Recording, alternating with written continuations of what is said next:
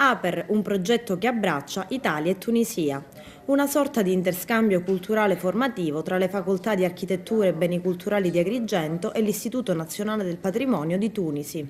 Oggetto di studio e lavoro per 10 ricercatori, di cui 5 italiani e 5 tunisini, il patrimonio archeologico ed architettonico. Il progetto in particolar modo si propone come obiettivo quello della salvaguardia, la messa in valore e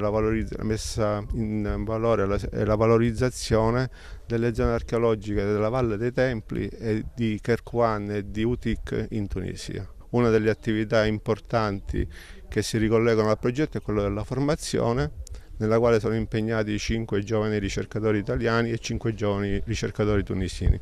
Questo è il secondo stage di formazione, perché già i nostri ricercatori sono stati in Tunisia e adesso ricambiano la visita i ricercatori tunisini, che praticamente acquisiranno nozioni e faranno formazione con i nostri docenti.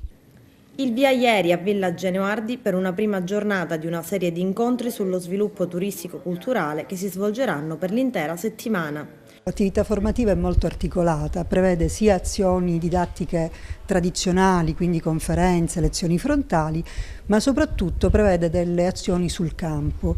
Il caso di studio che il progetto qui in Sicilia sta in particolare studiando è il quartiere ellenistico romano della Valle dei Templi, che è una parte del parco che non è molto frequentata dai turisti, quindi l'obiettivo è quello di coinvolgere il quartiere ellenistico all'interno dei circuiti di visita più frequentati. Lei viene dalla Tunisia e adesso da Agrigento, ma questo progetto si è svolto prima a casa sua, appunto. Come è andato?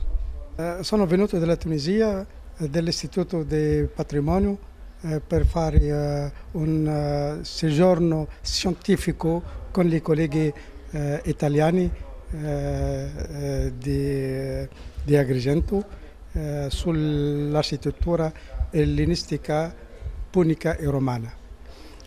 E questo progetto si trova in cadro delle relazioni tra i due paesi, perché abbiamo molte relazioni cordiali dopo l'antichità fino adesso.